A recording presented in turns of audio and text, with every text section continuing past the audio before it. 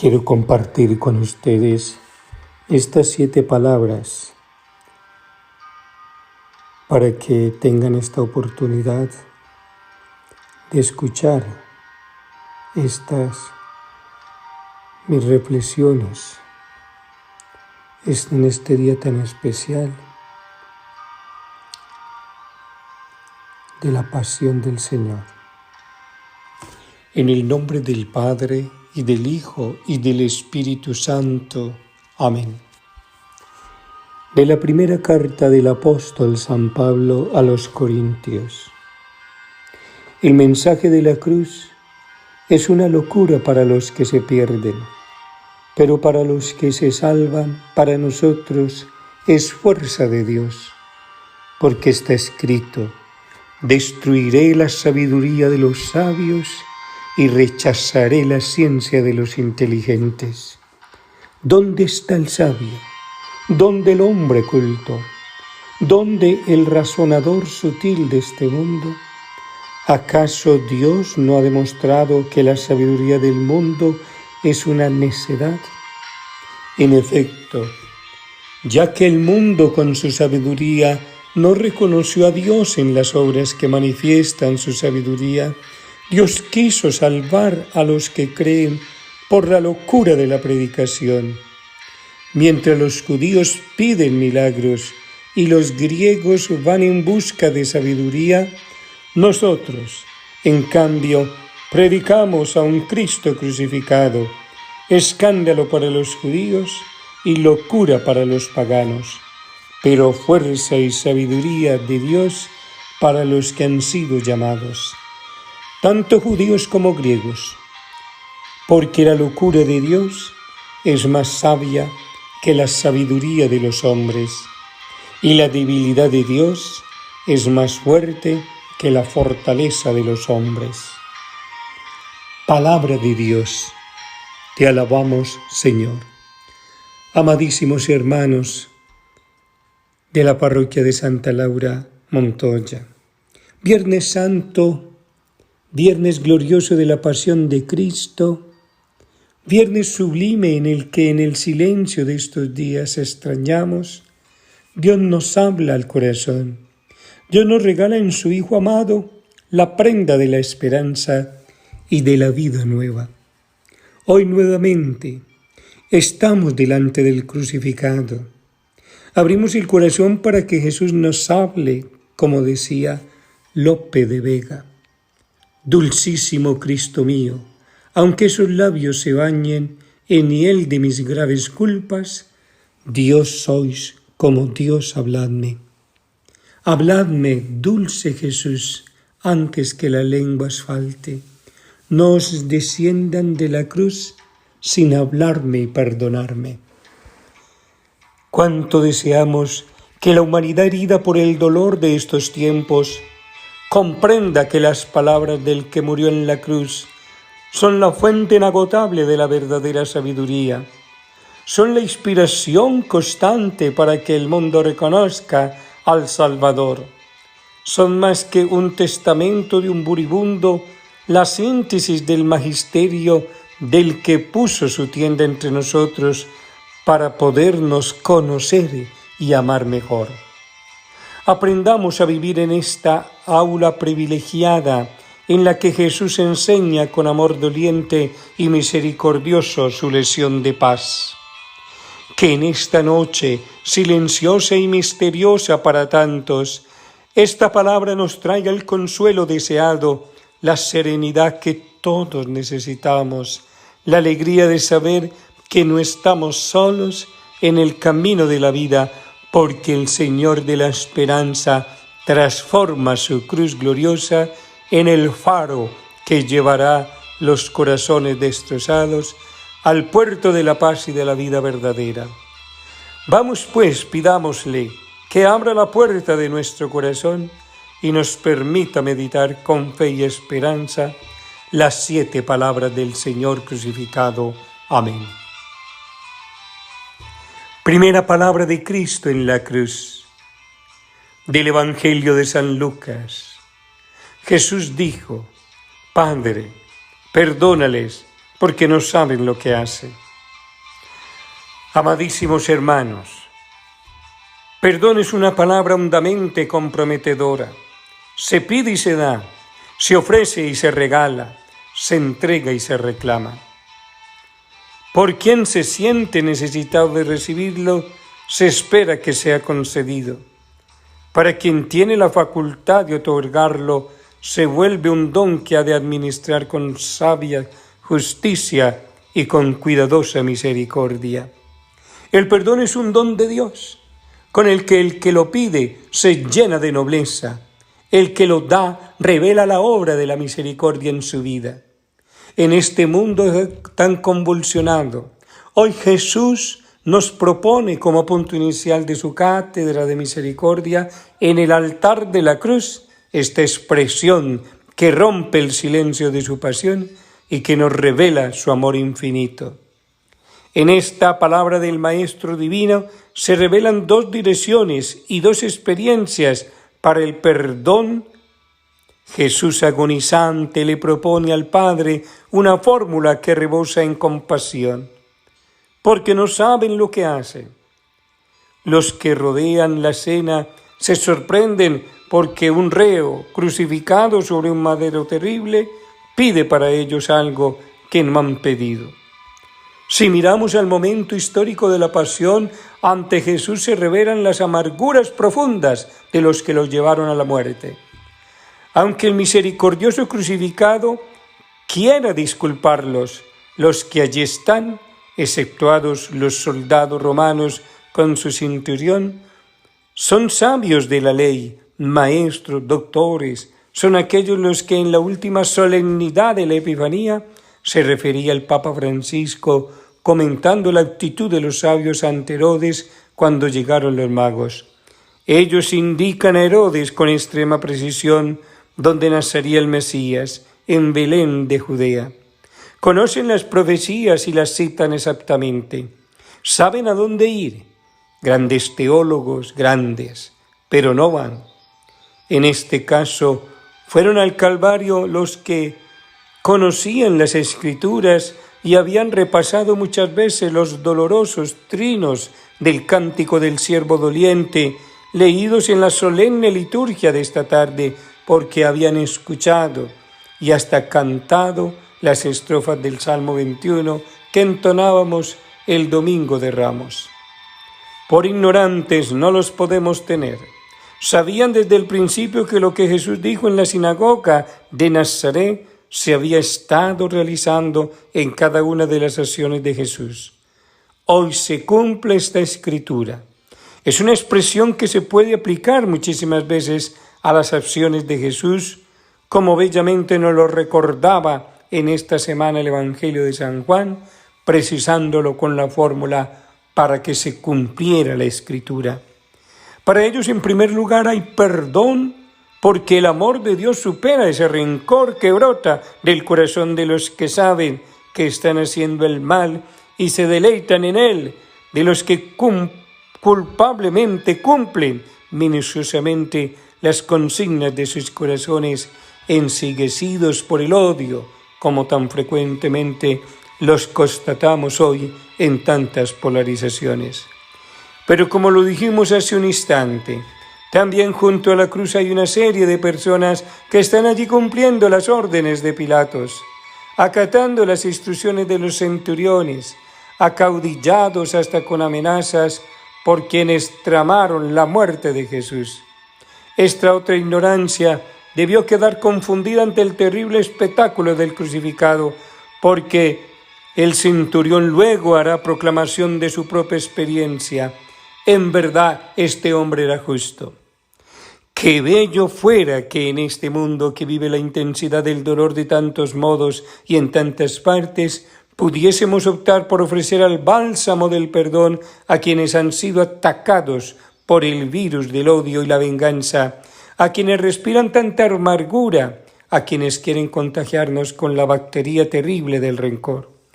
Que nosotros, los remotos pero gozosos beneficiarios de esta gracia implorada por el divino agonizante, busquemos, con la gracia del mismo Señor de la esperanza, lograr sanar las heridas que la violencia, la incomprensión, la impaciencia han causado en el corazón de la humanidad.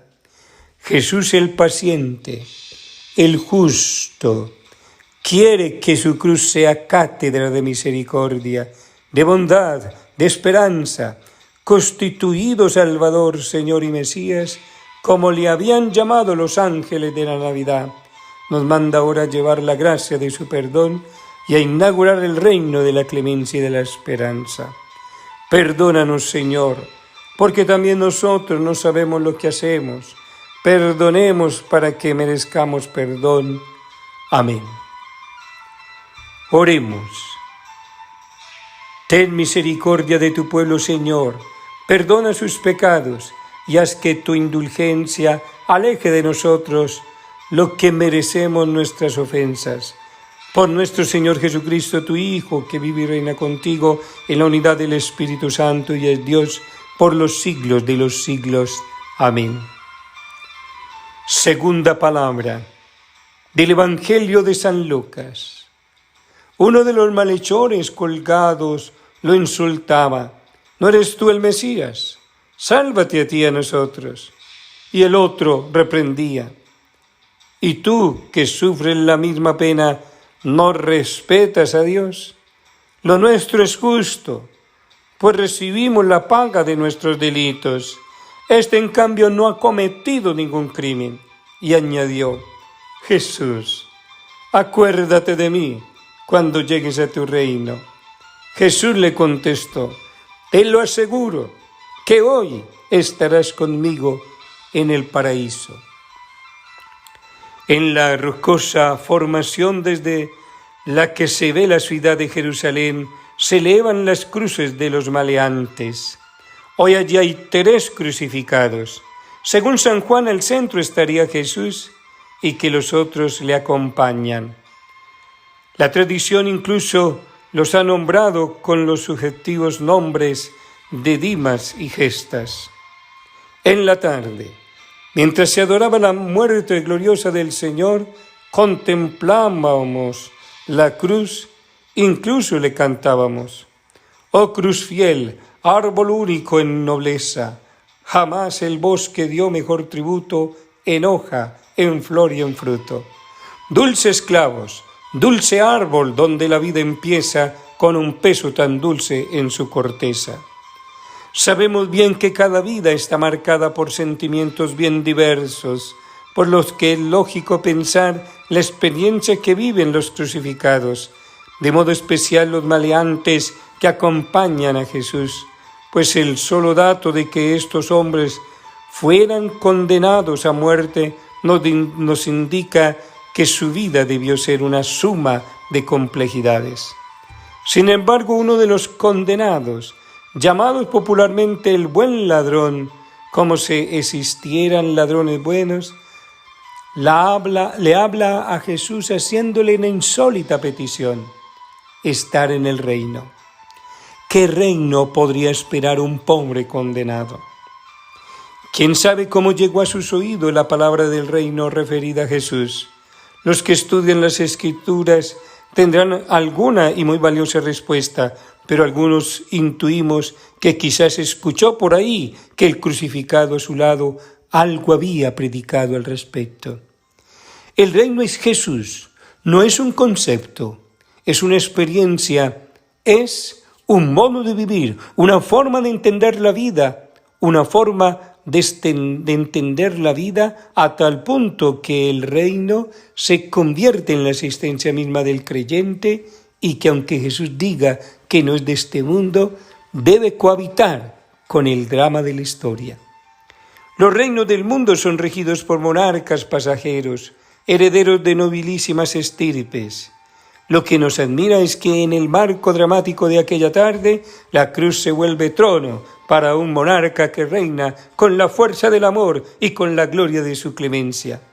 El reino de Jesús no coincide, aunque muchos quisieran, con los reinos de este mundo obsesionados en el poder, en el placer y en las cosas que pasan.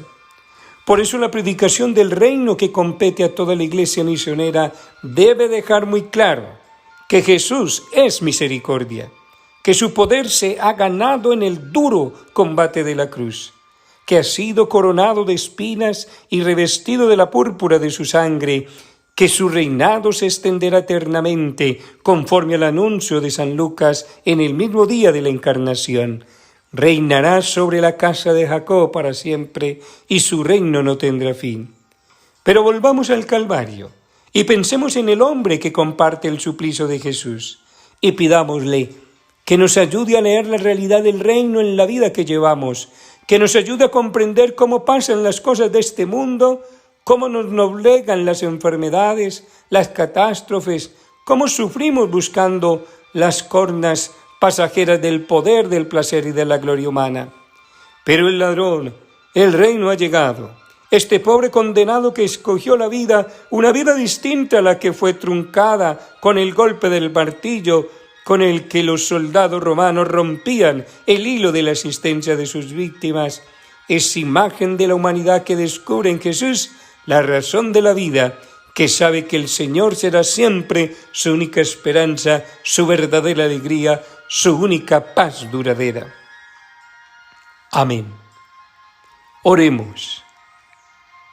Dios Todopoderoso y Eterno, que quisiste restaurar todas las cosas por tu amado Hijo, Rey del Universo, te pedimos que la creación entera, liberada de la esclavitud del pecado, te sirva y te alabe eternamente, por nuestro Señor Jesucristo, tu Hijo.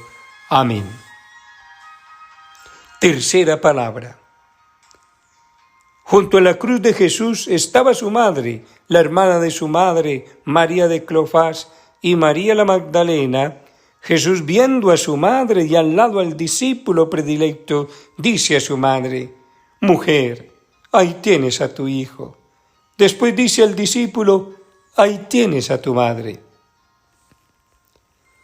En la tercera palabra de Jesús en la cruz nosotros pensamos en ella, la Madre dolorosa que está junto al madero santo, como nos lo acaba de recordar el Evangelio de San Juan.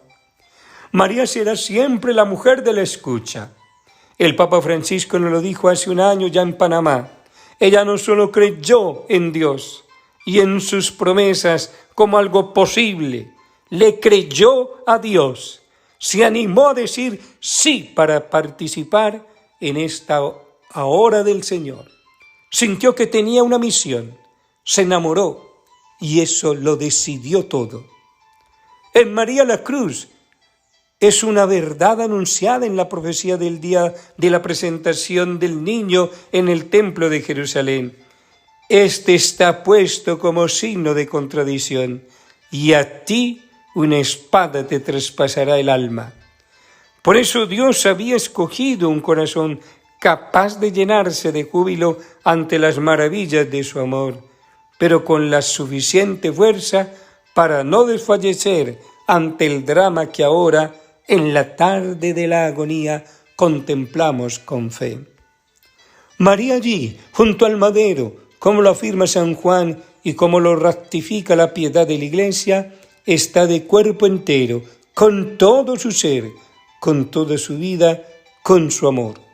La Madre dolorosa es la imagen viva de la maternidad comprometida, del amor de madre llevada a las últimas consecuencias.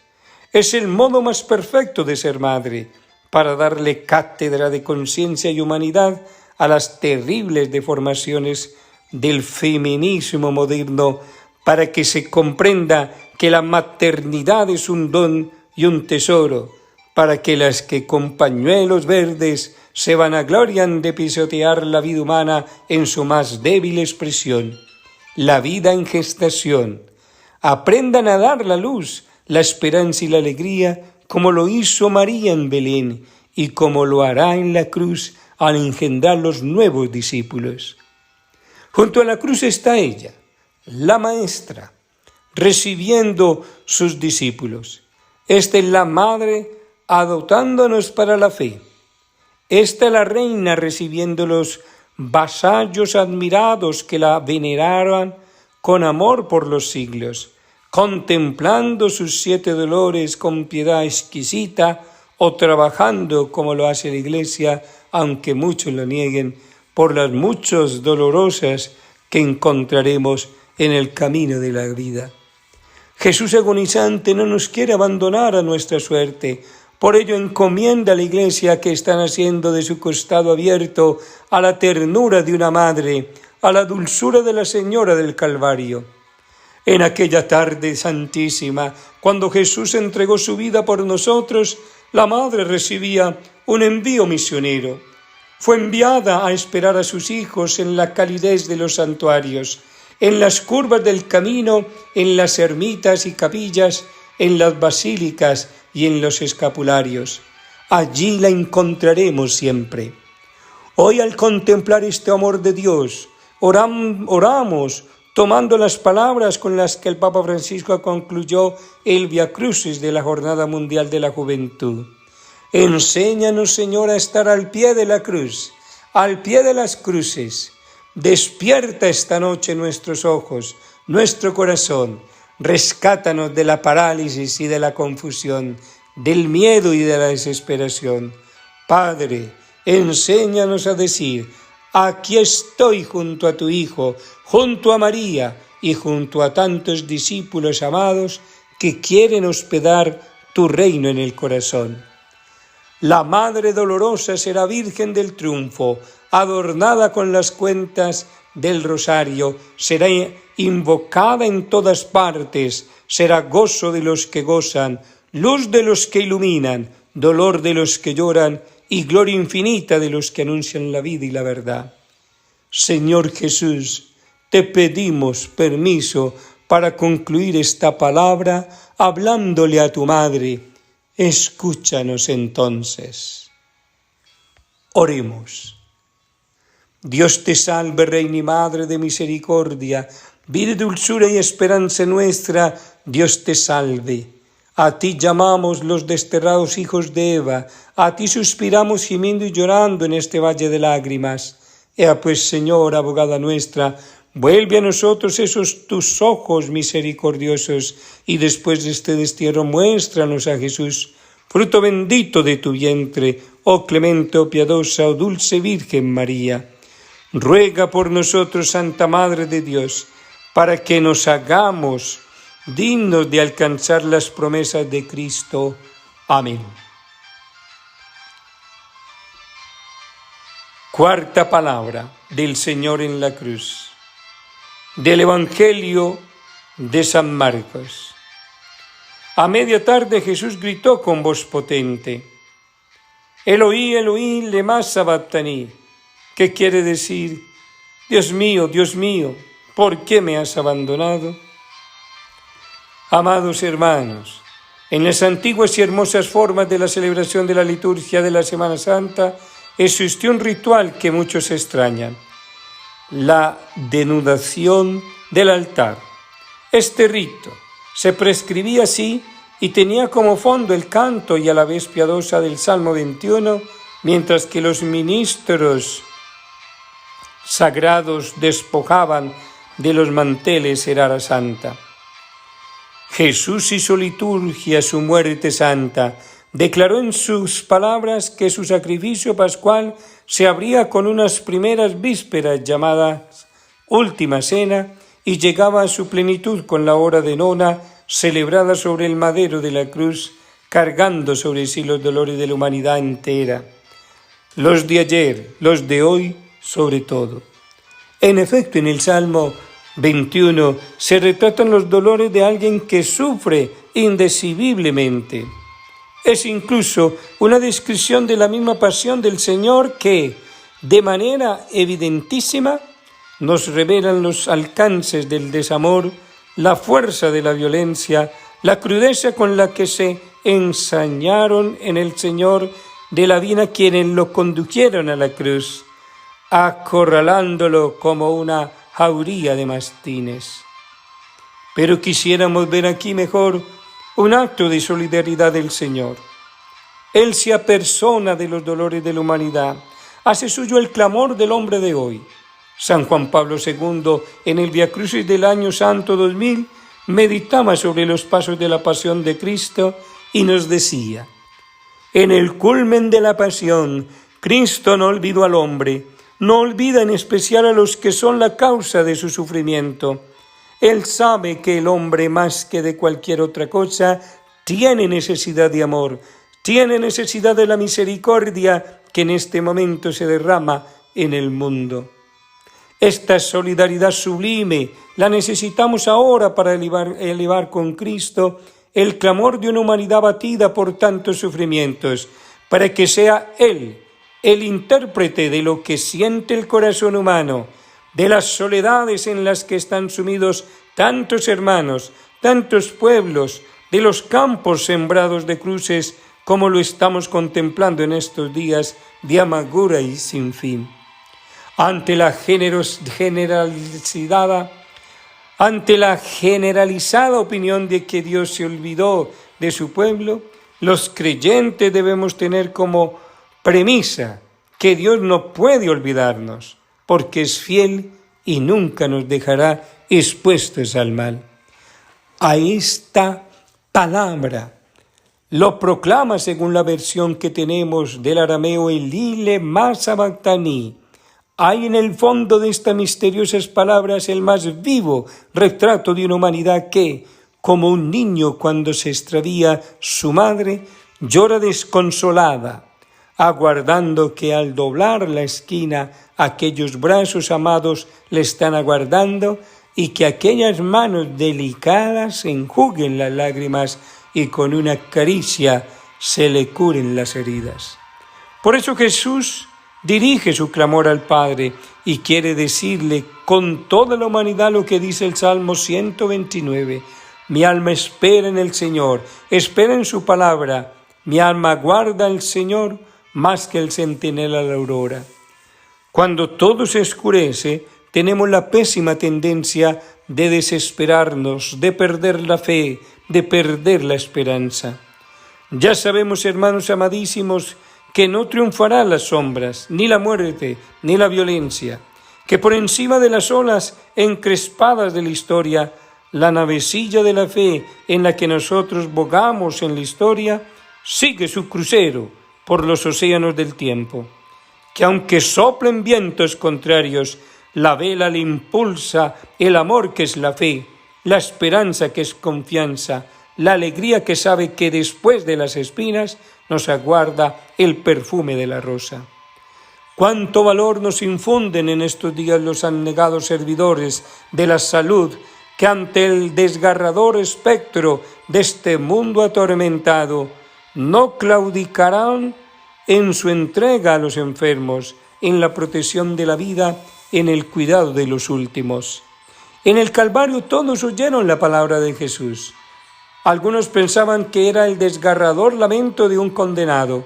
Nosotros sabemos que es la voz del amor que lo llena todo y que al final de esta tormenta, cuando despunte la aurora de la Pascua, cuando el mundo entienda que el amor tiene que ser probado para ser estimado, el Padre le dirá al Señor de la cruz aquello que proclamaremos en las vísperas del día de la Pascua con la alabanza de toda la Iglesia, que contempla el radiante rostro del resucitado y le cantará diciendo: Tú eres mi Hijo, yo te he engendrado hoy, pídemelo, te daré en herencia las naciones, en posesión los confines de la tierra.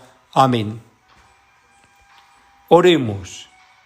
Dios de bondad, tú conoces que por nuestra fragilidad no llegamos a sobrellevar tantos peligros que nos acechan.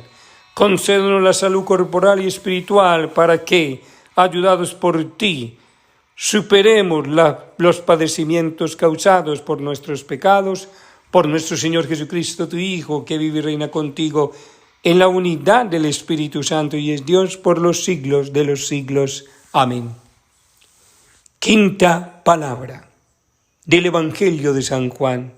Después Jesús, sabiendo que todo había terminado para que se cumpliera la Escritura, dijo: Tengo sed.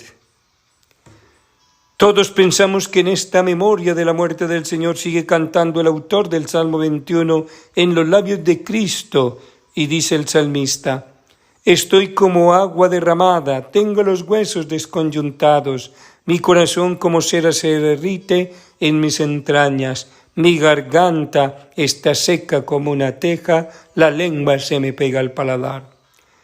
Cada año recordamos que esta palabra ha inspirado muchas experiencias de fe. Santa Laura Montoya, elevadísima figura de misionera y de mística, y Santa Teresa de Calcuta, corazón lleno de caridad y de compromiso, han tornado esta expresión en el lema de sus vidas y de sus institutos. Sabemos que sus vidas se alimentaron de esta palabra, y la sed de Jesús fue en Laura sed de almas y en Teresa sed de todos los dolores del mundo. El evangelista San Juan toma esta palabra de los labios resecos de Jesús justo cuando acaba de ser recibido como hijo por la Madre del Señor. La sed de Jesús es tan honda y profunda y nos hace pensar en la que ya había sentido cuando llegó al brocal del pozo en el que la samaritana le encuentra, quemado por los aires candentes de aquellas tierras áridas, y mirar la escena que allí, junto a la honda fuente de agua fresca, lo que cantó alguna vez el poeta colombiano Aurelio Martínez Mutis en la epopeya de la espiga.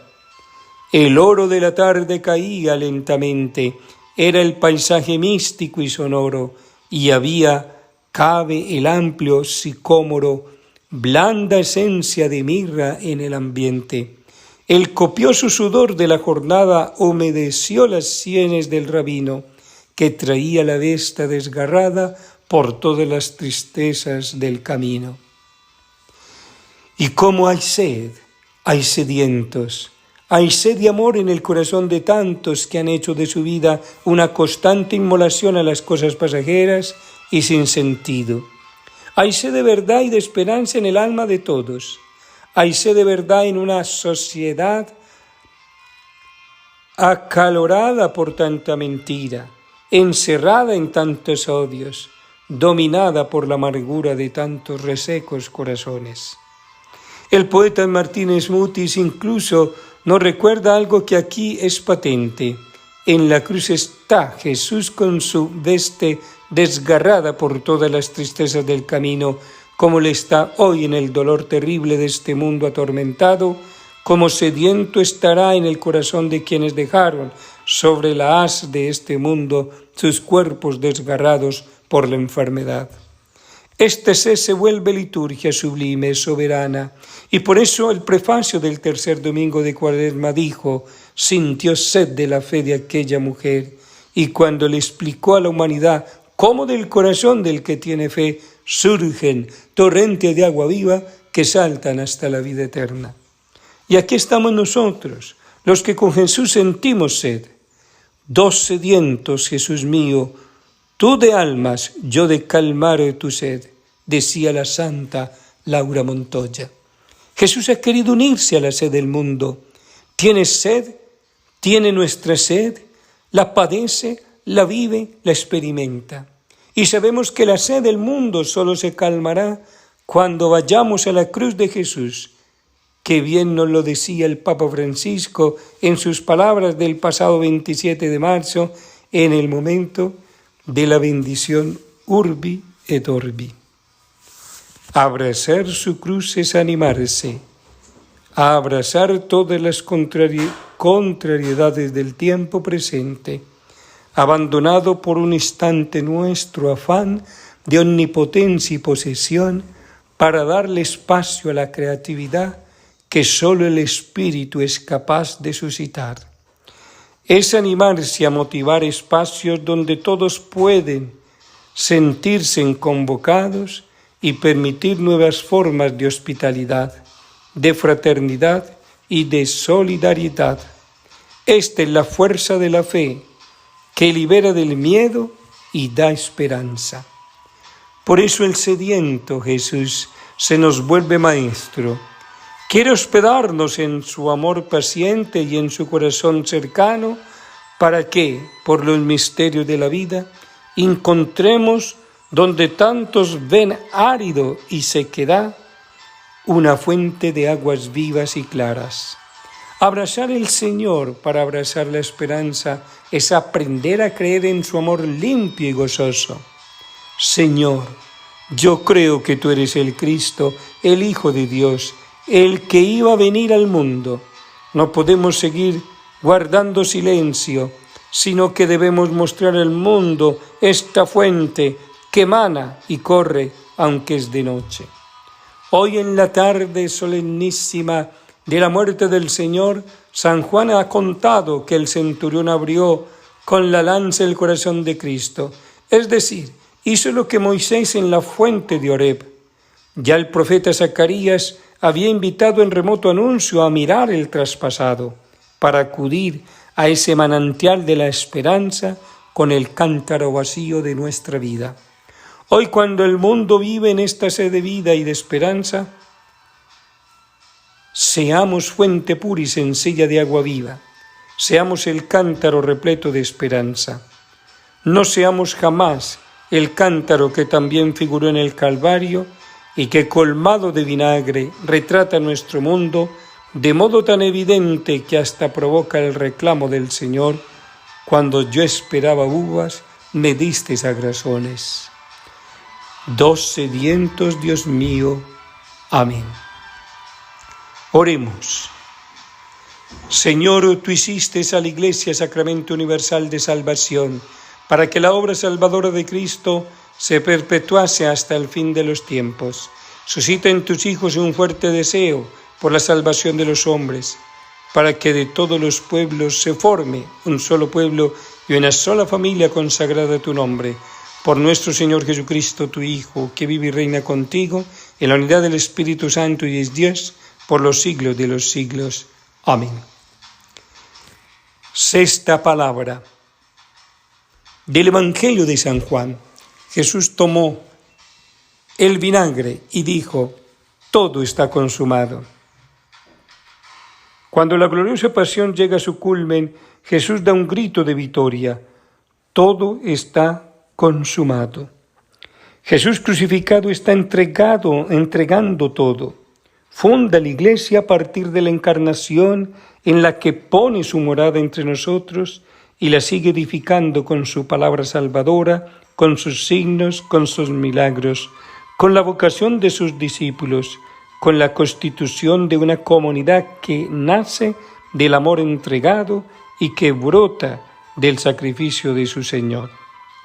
La obra de Jesús por excelencia es la redención de la humanidad por medio de su muerte gloriosa. Para salvarnos, cuando llegó el tiempo estipulado, envió Dios a su Hijo, nacido de mujer, nacido bajo la ley, con la expresa misión de reconstruir el corazón de la humanidad, de sanar con la honda fuerza del amor las heridas que surcaban el corazón humano. Hoy, cuando el mundo se debate en el terror de tantos males, cuando se siente en el corazón la tristeza de tantos hogares, de países enteros que lloran y sufren, esta palabra de Jesús debe devolvernos la esperanza. Estamos llamados a llevar a la plenitud gloriosa la obra de Cristo, el crucificado, resucitado, el Señor de la vida y de la esperanza, manteniendo encendida la fogata de la esperanza, como persistían encendidos los pebeteros en la tarde de la bendición Urbi et Orbi que nos regalaba el Papa Francisco. No olvidemos que nos dijo: tenemos un timón, en su cruz hemos sido rescatados, tenemos una esperanza, en su cruz hemos sido sanados y abrazados para que nadie ni nada nos separe de su amor redentor. En medio del aislamiento donde estamos sufriendo la falta de los afectos y de los encuentros, experimentando la carencia de tantas cosas, escuchemos una vez más el anuncio que nos salva. Ha resucitado y vive a nuestro lado. El Señor nos interpela desde su cruz a reencontrar la vida que nos espera, a mirar a aquellos que nos reclaman, a potenciar, reconocer e incentivar la gracia que nos habita. No apaguemos la llama humeante que nunca enferma y dejemos que reavive la esperanza. En la cruz está la vida, en su drama, en su realidad está la esperanza. Por eso es árbol de alegría, aunque parezca vestida de tragedia. Es luz aunque muchas veces nos quedemos con su sombra. Es fuente aunque muchas veces cantemos, como en esta tarde, a su aridez, a lo que para muchos pereciera un tronco seco. En esta palabra el Señor del Calvario nos entrega la responsabilidad de ser luz para el mundo, de anunciar con obras de vida que su Evangelio de verdad y de esperanza es la esperanza del mundo y el camino de la reconciliación. Con qué renovado amor nos ofrece el Señor de la Cruz su invitación a seguir su obra, a continuar hasta la consumación de los siglos la tarea de mostrar al mundo la verdad, la vida, la alegría que Jesús proyecta desde la cruz hasta los confines misteriosos de la historia. El Señor nos propone una vida renovada en la que cada obra nuestra sea como una pieza de piedra viva que se añade a una catedral que, trazada sobre un plano espléndido, la cruz se va elevando en el mundo con el esfuerzo de artistas consumados, dirigidos por un gran maestro que señala continuamente la altura de la cúpula sin descuidar el pulimiento y el esplendor de cada detalle. En esta palabra Jesús nos indica que su sacrificio ha alcanzado la gloria y que su amor se ha entregado plenamente, como decía el Salmo de nuestro Jueves Santo. Te ofreceré con un sacrificio de acción de gracias e invocaré tu nombre. Cumpliré mis promesas al Señor ante todo su pueblo. Es decir, que en la ofrenda de su amor todo está consumado. Toda vida ha de alimentarse de la certeza de que en Jesús todo ha llegado a su plenitud. Amén. Oremos. Señor Dios, tú hiciste a la Iglesia sacramento universal de salvación para que la obra salvadora de Cristo se perpetuase hasta el fin de los tiempos. Suscita en tus hijos un fuerte deseo por la salvación de los hombres, para que de todos los pueblos se forme un solo pueblo y una sola familia consagrada a tu nombre. Por nuestro Señor Jesucristo, tu Hijo, que vive y reina contigo en la unidad del Espíritu Santo y es Dios, por los siglos de los siglos. Amén. Séptima palabra. Dando un fuerte grito dijo: Padre, en tus manos encomiendo mi espíritu. La cátedra magistral del Señor de la Gloria llega a su cumbre. Del mismo modo que comenzó, invocando al Padre, termina con una oración de ofrendas, con una entrega confiada al Padre del amor y de la vida. Dicen los evangelios que la muerte de Jesús fue algo dramático y al tiempo glorioso. A los ojos del mundo es el fracaso de un hombre, a los ojos de Dios es el triunfo del amor y de la misericordia, de la clemencia, de la paz, de la esperanza y de la vida misma, entregada de un modo tan pleno que sobre el madero santo queda el despojo de un varón de dolores, como le canta el capítulo 53 de Isaías, pero también se alcanza a ver la majestad del Cordero que se entregó por nosotros. Esta es la palabra de la muerte. La muerte en su misterio también fue asumida por Cristo. Jesús entra en ese oscuro misterio para llenarlo de claridad. Por eso en este momento solo cabe la oración, el silencio, la palabra recogida piadosamente en el corazón que la ha escuchado con fe para que quede resonando en todos el acto supremo y sublime de amor de Dios para nosotros, su generosa entrega. La lucha por la vida también la asumió Jesús. Interpretando la muerte de Jesús, San Juan Pablo II decía al final del Via Crucis del 2001, en su muerte adquiere sentido y valor la vida del hombre y hasta su misma muerte.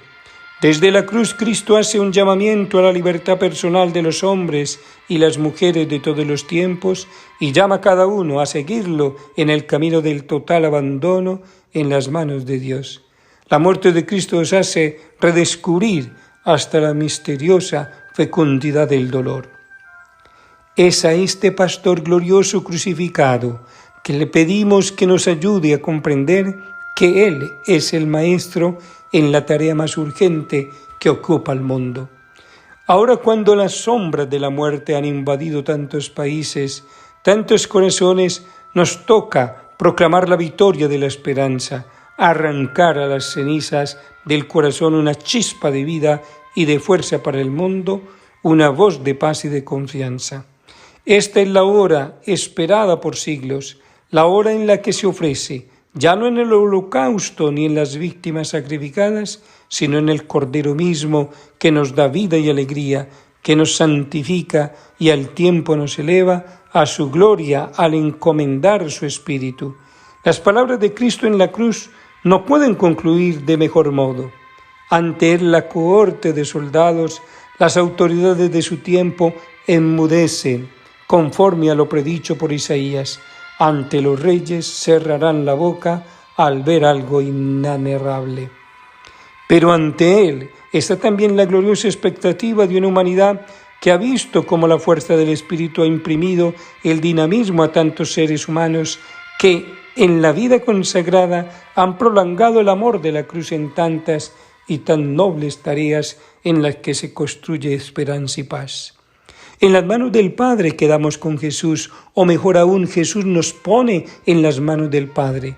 No nos falta la fuerza que brota del amor entregado, no nos falte la luz del Espíritu que en esta hora santísima, cuando el atardecer teñía de fuego el horizonte de la ciudad santa, empezó a encender el fuego del amor en la iglesia que nacía, mecida en los brazos de la cruz del Salvador, para hacer reconciliación, paz y esperanza, misericordia, alegría y bendición para todos los pueblos. A su retorno a la casa del Padre, Jesús toca a la puerta del reino con el madero de la cruz, llevando cautiva, mejor cautivada, toda la humanidad. Si leemos la expresión de San Juan, en él encomiendo mi espíritu, puede también saborearse el don del Espíritu Santo que Jesús había prometido en los discursos de la cena. Y yo rogaré al Padre, y Él les dará otro Paráclito, para que esté siempre con ustedes, el Espíritu de la verdad, a quien el mundo no puede recibir, porque no le ve ni lo conoce. Ustedes, en cambio, lo conocen, porque Él permanece con ustedes y estará con ustedes. No los dejaré huérfanos, volveré a ustedes. Esta es una presencia novedosa y motivadora, porque sin el Espíritu la Iglesia se descuarticula, se descompone, se desvanece. Por eso esta palabra nos pone en clima de oración. Ven Espíritu Santo, estará cantando la Iglesia en 40 días.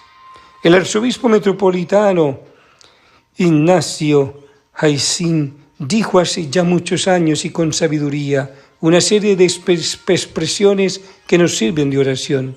Sin el Espíritu Santo, Dios está lejano, Jesucristo queda en el pasado, el Evangelio es letra muerta, la Iglesia es una simple organización, la misión una propaganda, la autoridad una dominación, el culto una evocación, el autor cristiano una moral de esclavos.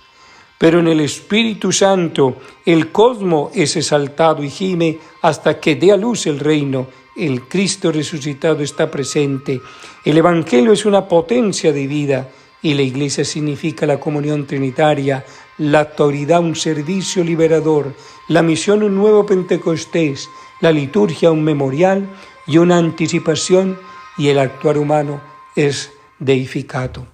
Ven Espíritu Divino brotado del corazón del crucificado, ven llama de amor que nos enciendes en la esperanza, ven enciende en este mundo atormentado la llama de la esperanza. Amén. Oremos. Señor y Padre nuestro, que el Espíritu Santo que procede de ti ilumine nuestros corazones y nos haga conocer toda la verdad, como lo prometió Jesucristo, tu Hijo, que vive y reina por los siglos de los siglos, en la unidad del Espíritu Santo. Amén.